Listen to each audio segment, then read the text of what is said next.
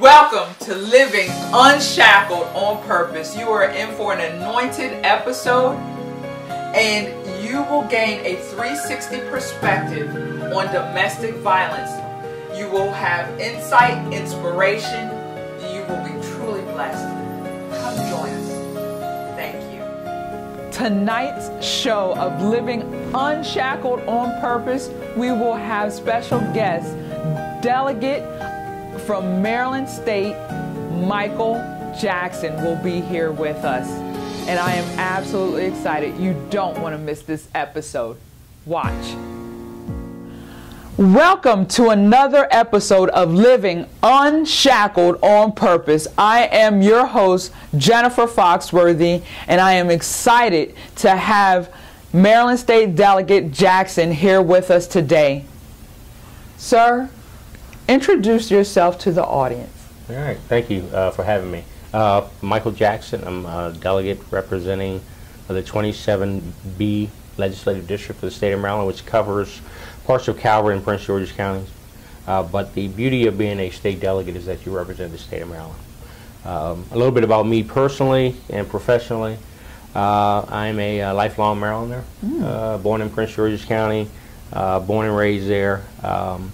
I spent 22 years with the Office of the Sheriff of Prince George's County, and my last 8 years there, I was the elected sheriff for Prince George's County. Wow.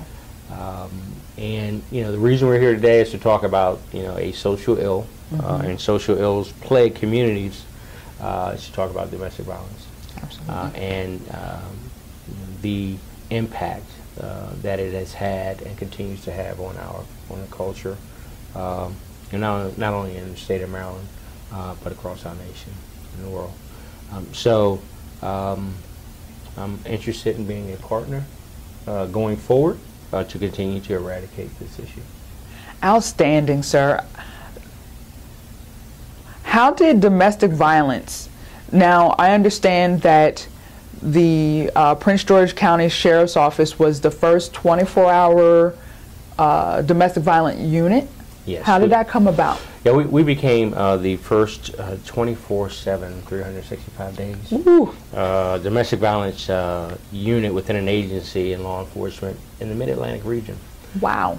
And we began to recognize that, just addressing a domestic violence call or document from the courts wasn't enough. There needed to be a holistic approach because this was more than just a police call where you close out the call and then you move on. Yes, sir. Dealing with domestic relations, there's emotional attachments, there are family attachments, and you just can't solve those in one fell swoop. Absolutely. So the concern needed a consistent approach and continuity of services. So we began to put our brains together with our partners, federal partners, local partners, nonprofit, not-for-profit partners, and began to discuss how we could address this concern. Okay. Wow. My goodness. So you broke down barriers, so to speak, and led the way. What was the response like from the community, from other agencies, maybe other counties, sheriff counties, knowing that you were leading the way? What was the response like? It wasn't all welcoming, right? Oh, so the advocacy community, were very enthused about it because we prioritized this social ill. We gave it the focus that it needed. So the advocacy, community, they were on board. At Calvert County, Prince George's County, and others have maybe one crisis center, which is abysmal. So that community, segment of the community, they were thrilled about it. School's a little apprehensive because you're talking about a social ill in an education environment. But we began to work closely with our education system because guess who's with the young people more than most people are? Absolutely. They're at school most of the time, so they're Yes. events, you see. Families, particularly on the victim side of families, they were enthused about it. Obviously, the abusers or alleged abusers and their attorneys weren't enthused about it. But that's okay. And then when you talk about law enforcement, I mean, there's a couple of things that come into play with law enforcement. One, if you have a law enforcement agency and you respond via court document or 911 call, typically that law enforcement officer is a generalist, right? So Okay. they answer the call. And so there's a lack of expertise when they answer the call. Their job is to, bring some sort of, control to a situation. Right. Not necessarily intervene. Okay. Right? Because they don't have the expertise. They're generalists. And so we began to see and look at the numbers to see there are a number of repeat calls, whether it's the same address or same type of calls. So how do we necessarily so how do you know that you're accomplishing anything? Right. So we put performance measures in place. Very How nice. do we know? So working with the domestic violence community, you have supplemental documentation that should be completed by the law enforcement officers. But again, here you are, you may get a call and you may, on your shift, to deal with a domestic at my residence, and then the next shift someone else gets the call, or even on the same shift someone else gets the call. So continuity, consistency, how comfortable does the victim feel? So all important issues. absolutely, absolutely. Wow. So it wasn't received well. It depends on who the audience was, how it was received. The community received Absolutely. it well, but not everyone was ready to jump on board. Yeah, I think the team that we had assembled, the focus on domestic violence in our agency wasn't my original concept. I was a part of it. I was a troop. I was a part of the agency. The agency created a unit that was a part of, the agency began to address the issues more because they became more prevalent, or at least victims began to step forward. And then as the concept began to materialize, I became sheriff of the county, we began to say, okay, let's put a concept document together. But let's address, let's include the true stakeholders. Let's not just as law enforcement try to come up with a remedy to something, because that's typically what a patrol agency does or what a sheriff's agency does when we're addressing concerns. It occurred, we address it, we move on to the next thing. And so we did something that was risky, but that's okay. It's a challenge that needed to be met. We asked you, the victim, we asked you, the community, what's your perspective on this? Absolutely. And then we operated from that perspective to begin to sit down and put together a concept so that we are addressing the concerns of all true stakeholders, Yes. leaving no one out. So. Absolutely, the total package, because it's just not enough to respond to a call, but what do you do when you get there? How do you keep the continuity of the paperwork and the different shifts and all the agencies that need to be involved? And I think it's amazing, as sometimes our law enforcement, they get a bad rap, because, as if, your tunnel vision or your focus, okay, stop the crime, that's it. But the fact that you were open-minded enough to take on this challenge, instead of saying, nope, not my problem, or I'm not ready to deal with this. Yeah, I think, when you look at, so once we recognize that domestic relations as a whole is very dicey, but domestic violence in particular, is a social ill that's, it's a learned behavior. So generations and generations began to emulate what they've learned, what they've seen, and so that's the danger of that. So it's our young people are what we're looking for. So how does our community grow going forward? And we need to address those concerns. I am so, this is what the public needs to hear as far as our law enforcement and politicians, and how, you know, we as a community, we can pull together to reduce and eradicate this social ill, as you call it. I call it a horrible epidemic.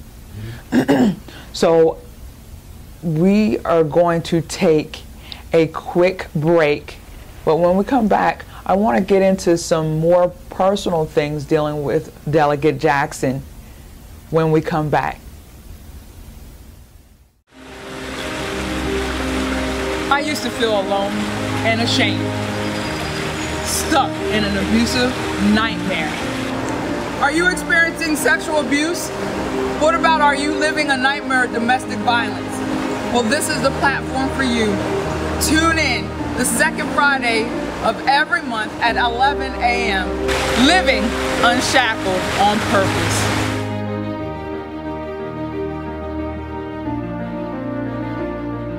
Hi, I'm Corey from Carlisle, PA, and today we're on the Jennifer Foxworthy Living Unshackled on Purpose show. And I'm telling you, if you're not tuning in, you're missing a blessing. So stop what you're doing right now and tune in. Thank you. Welcome back to Living Unshackled on Purpose. This is my special guest, Maryland State Delegate Jackson. He has been talking with us about how he has been a champion of domestic violence in the state of Maryland. And I want to get back on what is it like to be a public servant. There's so much to discuss, but the challenges, or what advice would you give someone who's a public servant and dealing with this social ill? Well, thank you again. I think it's very important to understand that many of the occupations that people embark upon, particularly in public safety and others, you know, there's a generalist role that you play. And I think that true leadership brings about focus and discipline on things that need to be focused on. Amen. Right? And addressed. So very quickly, our focus on, you know, creating the first 24/7 unit in the Mid-Atlantic region was to bring about a specialty within an agency, just like a SWAT team, just like, you know, different other units within the agency, where everyone within the unit focuses on everything it takes to be efficient and proficient. Yes, sir. You can't do that if you're a generalist. You're a generalist, and it's a worthy cause, but a social ill is something that you need to really focus on. Absolutely. And so that was the commitment that we made. So in the law enforcement community, it wasn't, we were the first to look at doing that, which meant, you know, some of the shared responsibilities in the past were no longer going to be shared. They were going to be consolidated within our agency. Okay. So a little angst there with some folk, but, you know, the majority of the folk and the right folk, it was welcoming. So it was the right thing to do. Amen. Moving forward. Today, I'm very fortunate to be a state delegate. And if we look at the legislation that's on the books, probably in every state in the union, there's some good legislation. There's some legislation that needs enhancement. And, you know, some would argue that there's enough legislation. I don't know if that's a correct statement or not. Right. But what I do know that is there's value in assessing every piece of legislation, every piece of the law that's there. I agree. So my suggestion, my hope, just, you know, this was just my first session. Going forward, I'm looking forward to partner in many arenas, but in particular in the eradication of domestic violence, you know, with the true stakeholders to say, is this law that's on the books enough? Is this law applicable to tomorrow's effort to eradicate domestic violence? Not today, not yesterday, but to tomorrow. Forward-thinking, trend-setting, addressing the concern head-on, And the relationships that your community has, my community has, politically and personally, and professionally. Let's find those who, who understand how severe this is. Yes. And how important it is, and to get those perspectives and say, hey, from victims to victim advocates to staffers within the criminal justice system, healthcare providers, interventionists, everyone to say, okay, let's take a look at this, and then use people like me who are sitting in the general assemblies across our country, but to use us to move to open doors to committees that need to where we can address these concerns. But I think it's very important from a relationship standpoint to identify those who can get us to the arenas where we need to be. Because again, some pieces of the law probably need to be tweaked, but there's probably some things that need to be introduced brand new, because we're talking about tomorrow. We're not talking about, if we're only talking about today, then the young people who are experiencing this or witnessing this will never be addressed, and we'll be doing the same thing next session. And the cycle continues. Right. Exactly. And so the key is to be forward-thinking, trend-setting. How can we make sure that this learned behavior, is dealt with, and how do we get to the point where we identify it with all our partners and we address it? So, I think you said, you touched on some great things, and it's very important as viewers. We cannot just view. We have to be active. Absolutely. We can no longer sit on the sideline. So domestic violence, guaranteed with the statistics of 1 in 4 women will be in an abusive relationship in her lifetime, and 1 in 7 men, I believe, will be in an abusive relationship in their lifetime. You know someone. If it's not yourself, you know of someone. So these public servants, these elected officials, you're voting for them. These are topics that are near and dear to your heart, so it has to be near and dear to their heart. Absolutely. Holding them accountable.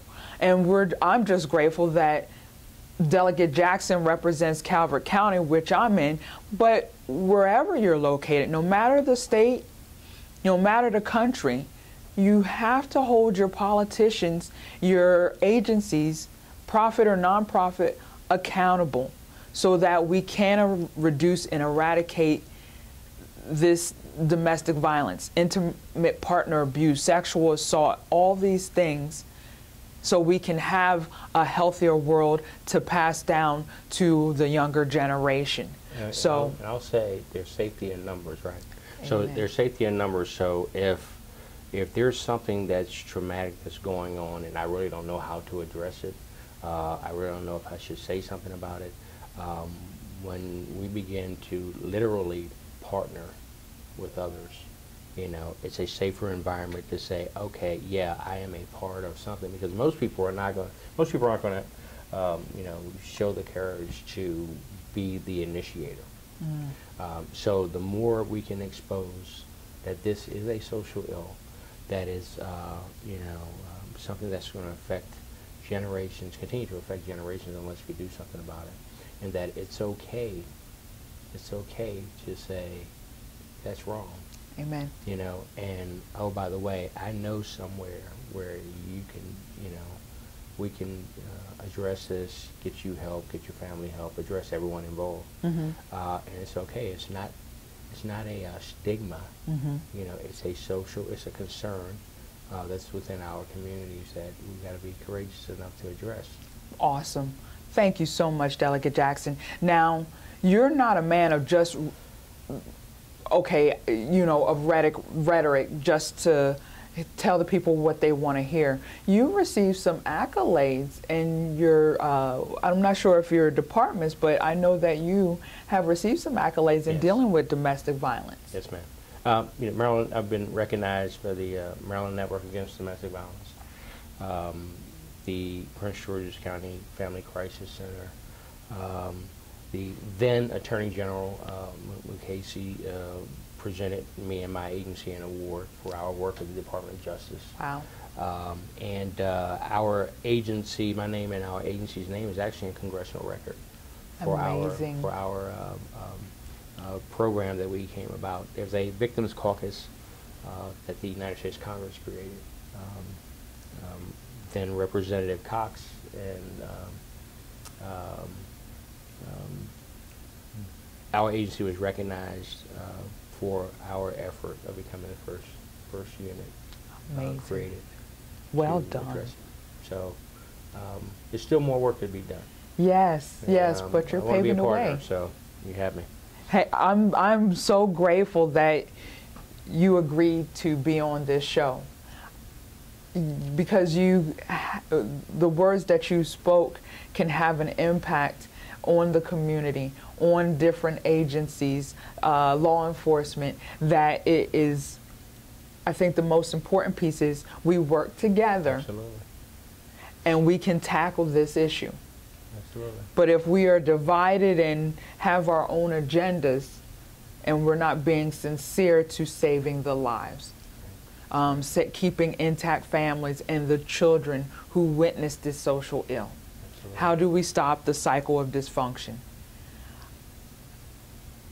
Sir, what would you like to, quickly tell the viewers, of what would you, any wisdom that you would like to impart on them? What would you like them to know? Well, I think, it's got to be a holistic approach, which means everybody has something to offer. Everybody. Again, you've either witnessed it, been a part of it, know of it, or in an environment that it occurs. But I think, I say learned behavior. It's not environmental. I mean, many people try to label things as people are a product of their environment. Well, that's a general term. It's a learned behavior, which is not an acceptable behavior.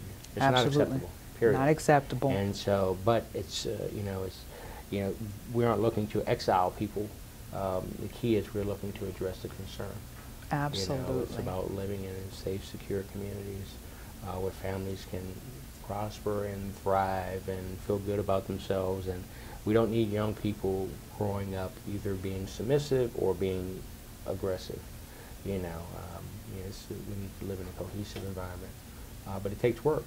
It takes work and commitment. And, you need all of us to be a part of that. So I'll do my part. I think it's amazing. How can people who live in Maryland get in touch with you? And then, what word would you have for anybody in different states to reach their politicians? Well, I'm a member of the Maryland General Assembly. So for anyone who's tech savvy, you can go on the Maryland General Assembly website, Michael Jackson, state delegate. And for anyone in any other state, your General Assembly. Find out who your representative is. You can go on that General Assembly site, or you can just Google or whomever, whatever vehicle you use, and say, this is my address, who are my legislative representatives? There you go. And contact them and says, I have a concern, what can I do? Or I want to be a part of the solution of making sure that our future generations, aren't involved in this social ill that plagues our communities.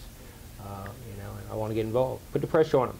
That's right. Put the pressure on them. We're public servants. Have us serve the public, and it's about addressing the needs of the public. And this is a need. Been silent too long. Let's wake it up. There you go. Wake it up, people. Release those shackles. Right. That's right. Live on purpose. Again, living unshackled on purpose is a 360-degree perspective on domestic violence. Not just survivors and thrivers, but I want to interview people like Delegate Jackson, your politicians, your attorneys, your state agencies dealing with domestic violence. I want to get the word from everyone. It's so important because guaranteed, Delegate Jackson put out some great nuggets that you can hold on to and get involved.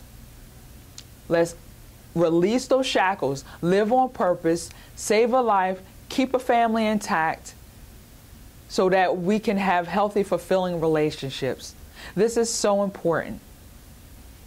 And I'm just so humbled and honored to have you, Delegate. Thank you so much for taking the time. Thank you for having me.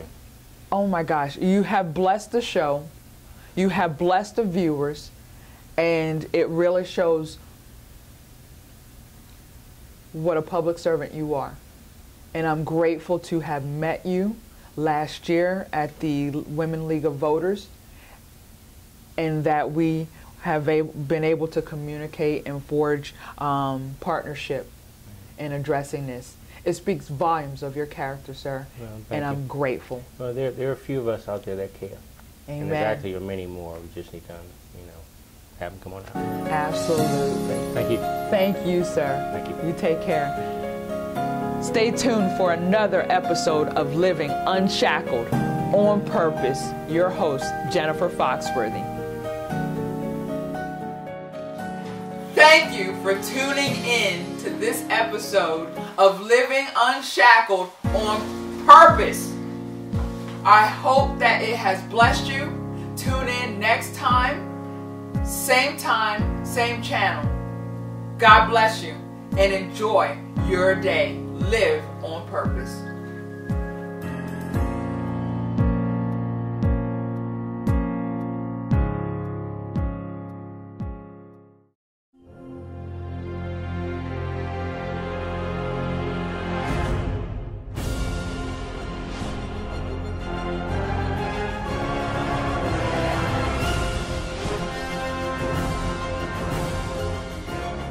One mind, one body, one spirit.